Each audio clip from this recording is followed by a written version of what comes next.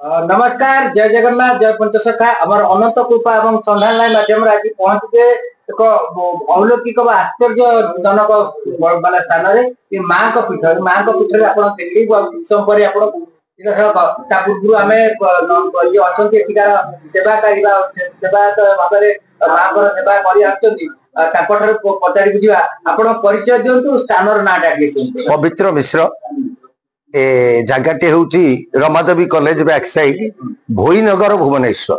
अच्छा आम जाचे जो स्थान जो बट वृक्ष ताकू तो देखा प्रथम माँ केबेठू आप कहीं पूजा कले आप प्रकृत स्थान टी घर जन्म स्थान कौटी आसले केमती जो स्थान भुवनेश्वर अंचल जो अलौकिक दृश्य आम जो देखा से जो घटना केमी कौन आपको जानले केमती कौन निर्देशना है कि घर कहले भुवनेश्वर चले ये प्रथम श्रेणी पाठ पढ़ी ये जो वृक्ष कथा कहते बट वृक्ष स्वयं 33 कोटी देवतांकर वासस्थान यही उक्त स्थान रे माँ एक निर्देशनामा बा स्वप्नादेश मु हठात समस्त कार्य छाड़ी ये माँ मंदिर तैयारी करिवार एक चिंताधारा मुंड को आनिली एवं तापरे यथाशीघ्र माँ को आशीर्वाद जो मंदिर निर्माण शेष हो आज की प्राय 11 वर्ष हम पूजा पाउचंती माँ एवं बहुत अलौकिकता माँ अच्छी जहाँ भक्त माने अनुभव करचंती सेमानंको शुणिले आहुरी आपण को ठीक लगे जो कहते 11 वर्ष तले कहले सब छाड़ी काम माने आगु कोन करते काम प्रोफेशन रे बहुत किछि थिली मु आगुरु संवाद रे एक चित्रकार थिली निजे जने स्क्रीन प्रिंटिंग यूनिट करके सेतरे काम करथिली तत्परे सिविल कॉन्ट्रैक्टरी कली जो थरे की बिल्डिंग तैयारी इंटीरियर गार्डनिंग ए सब काम करूथिली हठात किंतु मांकर निर्देश रे सबु छाड़ी मां मंगला निर्देश 11 वर्ष तले रात्रि ना निर्देश बारंबार रात्रि रे स्वप्नादेश हैला मो गछरे अछि मो ऊपर पानी पडुछि एई बड़ गछ तो दिखेला सीधा तो विजुअल माध्यम आपण देखि देखंतु आपण माने देखि ए होती सही बट वृक्ष ए होती बते कुहतु एठी जो देखैबे कोन एटा देखंतु ए बट वृक्ष रे एई जो आज जगन्नाथ प्रतिष्ठा पाइचंती जगन्नाथଙ୍କ दारु एई खुंट तळु मिलिला खोलिला पळे जेतबळे आमे पिलर खोली घर मंदिर तयारी कलु ए खुंट यार खुंट तळे थळ अवस्था रे बड़ पत्थर मिलिला जोथरे चका आखि थिले ए टांको जोगु आज प्रभु जगन्नाथଙ୍କର सृष्टि है एवं जेहेतु जगन्नाथ रहिले माँ लक्ष्मी तांको पाद देश रहिले एवं 22 पाहाच निर्माण करी आमे सेई जो दारु आमे पाइलु पत्थर से पत्थर को जगन्नाथ पाद देश रखी ता ऊपर मंदिर निर्माण करा गला एवं एई गछरे बारंबार एक महादेवंकर वाहन जे सर्प नागदेवता बारंबार दर्शन दियंती एवं दिबारु आमे परे तांको पाई मध्य चिंता करी एठी महादेवंकर स्थापन कलु महादेव मध्य रहिले किंतु जो माँ प्रथम मते स्वप्ना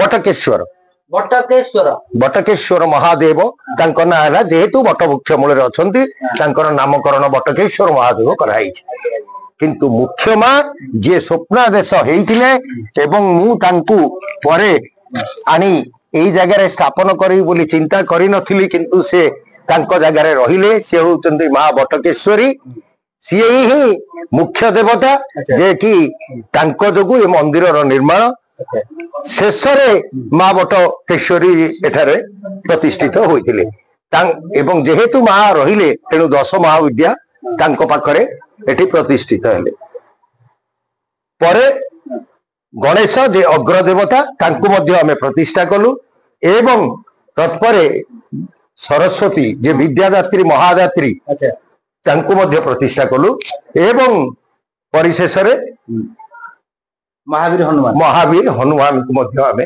एठारे स्थापन कलु एही परि भाबे सर्वदेवादेवी रहिले किंतु प्रथमे जेहेतु त्रिनाथ ठाकुर एही कोरोना भितर रहुथिले एवं तांकु दीर्घ 20 वर्ष धरी गछ तले त्रिनाथ बेला होउतिला आमे तांकु सभा उच्च आसन रे प्रभु त्रिनाथ को रखीचु एवं प्रति रविवार त्रिनाथ मेला हुए आज जाए चली बहु पुरातन यह बहु पुरातन चली सी आज जाए चली माँ प्रत्यक्ष भाव एठारे बसवा आपण ଲକ୍ଷ୍ୟ କରୁଛନ୍ତି।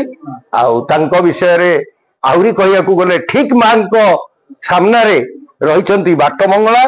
ବାଟମଙ୍ଗଳାଙ୍କ ପାଖରେ ଏଇ ଚୈତ୍ର ମାସରେ ହଜାର ହଜାର ଭକ୍ତ ଏକ ସଙ୍ଗେ ଆସି ଏଇଠାରେ ମାଙ୍କ ପୂଜା କରୁଛନ୍ତି ଏବଂ ପଣା ଅର୍ପଣ କରୁଛନ୍ତି ମା ମାନେ। ଏବଂ ପ୍ରତ୍ୟେକ ମଙ୍ଗଳବାର ମାଙ୍କ ପାଖରୁ ପଣା ଏଇ ବାଟମଙ୍ଗଳାଙ୍କ ପାଖରେ ଦିଆଯାଉଛି ଏବଂ ବାଟମଙ୍ଗଳା ପ୍ରତ୍ୟକ୍ଷ ଭାବରେ ମାଙ୍କୁ ଦର୍ଶନ କରୁଛନ୍ତି, ମା ବାଟମଙ୍ଗଳାଙ୍କୁ ଦର୍ଶନ କରୁଛନ୍ତି। ଏହା ହିଁ ସତ୍ୟ।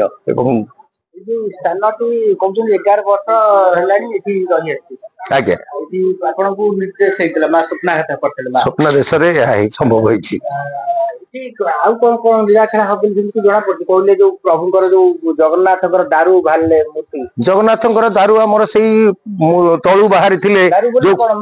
ଦାରୁ ମାନେ ଗୋଟେ ପଥର ଦିହରେ ସମ୍ପୂର୍ଣ୍ଣ ଚକା ଆଖିର 2ଟା ରାଉଣ୍ଡରେ କଳାର ଦାଗ ଥିଲା, ଯାହାକୁ ଆମେ ଭାବିଲୁ ସେ ପଥରଟି ନ କାଢି ଢଳେଇ ପକେଇବୁ, କିନ୍ତୁ କାଢିଲା ପରେ ସେଥିରୁ ଆମେ ଚକା ଆଖି ପାଇଲୁ।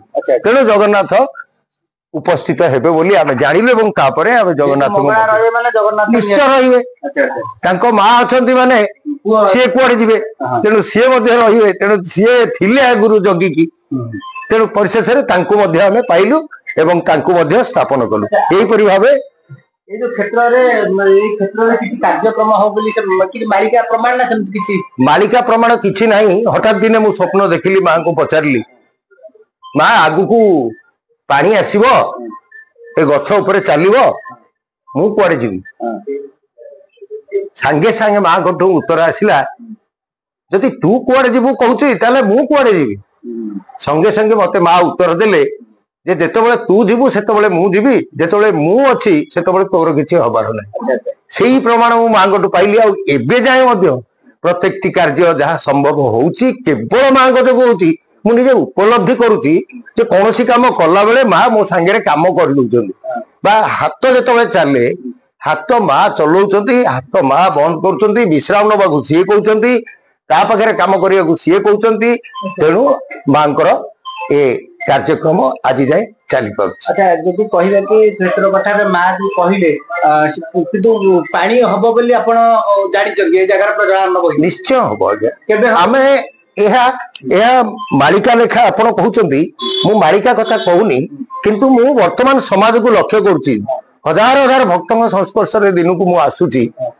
ସେମାନେ ଏଇ ପୀଠକୁ ଆସି ଯାଉଛନ୍ତି। ତାଙ୍କର କାରୁ ମାନେ ଯୋଉ ବର୍ତ୍ତମାନର ଯୋଉ ଆମର ବ୍ୟବହାର ଆଚାର ଏପରି ପରିବର୍ତ୍ତନ ହେଇଛି, ଆଗକୁ ଏହା ହବାଟା ଅନିଶ୍ଚିତତା ନୁହେଁ, ନିଶ୍ଚିତ।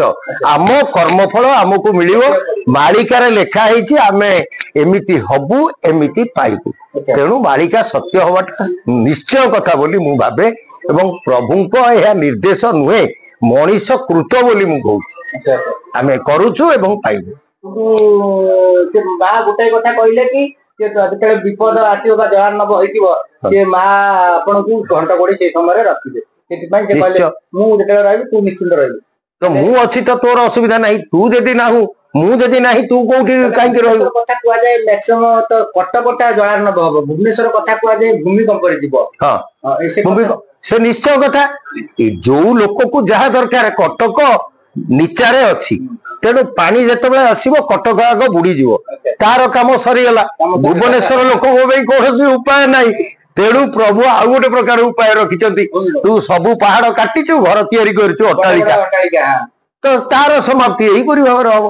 ଯେହେତୁ ଗୋଟେ ଜାଗାରେ ଆମେ କମ୍ପନ ସୃଷ୍ଟି କଲେ, ତାର କଥା କଟକରେ ପାଣିରେ ଯିବ, ଏଠି ଭୂମିକମ୍ପରେ ଯିବ। ବଡ କଥା ଶୁଣୁଛନ୍ତି ଯିଏ ନନା କହୁଛନ୍ତି, ମାଙ୍କ ପୀଠରେ ଯିଏ ସେବାୟତ ଅଛନ୍ତି ପୂଜକ, ସେ କହିଲେ କି କଟକରେ ଆଗକୁ ଯୋଉ ଭୟଙ୍କର ବନ୍ୟା ବା ପାଣି ହବ, ସେଥିରେ ପ୍ରାୟ କଟକ ସହର ବୁଡିଯିବ ଏବଂ ଭୁବନେଶ୍ୱର ଧାର ଯୋଉ ଅଛି ଅଟ୍ଟାଳିକା, ବିରାଟ ବିରାଟ ଅଟ୍ଟାଳିକା, ସେ ମଧ୍ୟ ପାତାଳକୁ ପଳେଇବ। ଏଭଳି ପରିସ୍ଥିତି ମାଙ୍କର ନିର୍ଦ୍ଦେଶ ଆସିଛି। ସେ କେବେ ଆସିଲା ଆପଣଙ୍କୁ, କେତେ ଦିନ ତଳେ? ଏହା ବାରମ୍ବାର ଆସିଲାଣି। ଆରେ ଅବୁଝା ମନ, ତୁ ମତେ ଯୋଉ ପ୍ରଶ୍ନ କରୁଛୁ ତାର ଉତ୍ତର କଣ ତୁ ଜାଣିନୁ? ସମୟକୁ ଅପେକ୍ଷା କରିବାକୁ ପଡିବ। ତୁ ଟିକେ ଅପେକ୍ଷା କର। ମୁଁ ଅପେକ୍ଷା କରିନି ଆଜ୍ଞା, ମୁଁ ଦେଖି ସାରିଲିଣି।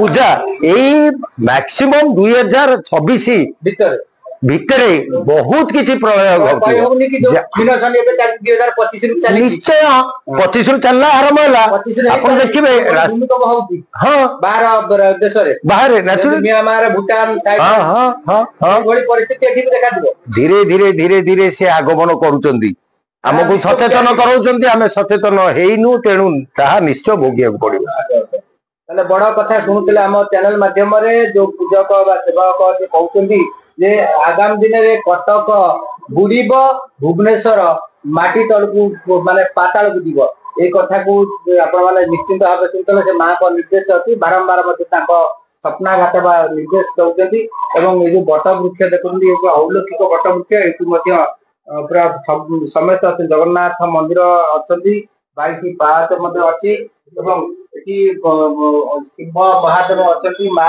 ଲକ୍ଷ୍ମୀ ମଧ୍ୟ ଅଛନ୍ତି ଏବଂ ମହାବୀର ହନୁମାନ ଅଛନ୍ତି ମହା ସରସ୍ୱତୀ ଅଛନ୍ତି ତ୍ରିନାଥ ଠାକୁର ଅଛନ୍ତି ଆଉ ବଟ ଗଣେଶ ମଧ୍ୟ ଅଛନ୍ତି ବଟ କେଶରୀ ମା ଅଛନ୍ତି ଏବେ ପରବର୍ତ୍ତୀ ଏପିସୋଡରେ ଆମେ ଏଠିକାର ଆଉ କିଛି ତଥ୍ୟ ପ୍ରକାଶ କରିବା ପାଇଁ ଆମେ ଚେଷ୍ଟା କରୁଛୁ ଆଜି ପାଇଁ ରହୁଛୁ ନମସ୍କାର ଜୟ ଜଗନ୍ନାଥ ଜୟ ପଞ୍ଚସଖା ଜୟ ଅନନ୍ତ ଶମ୍ଭୁ ବିଶେଷ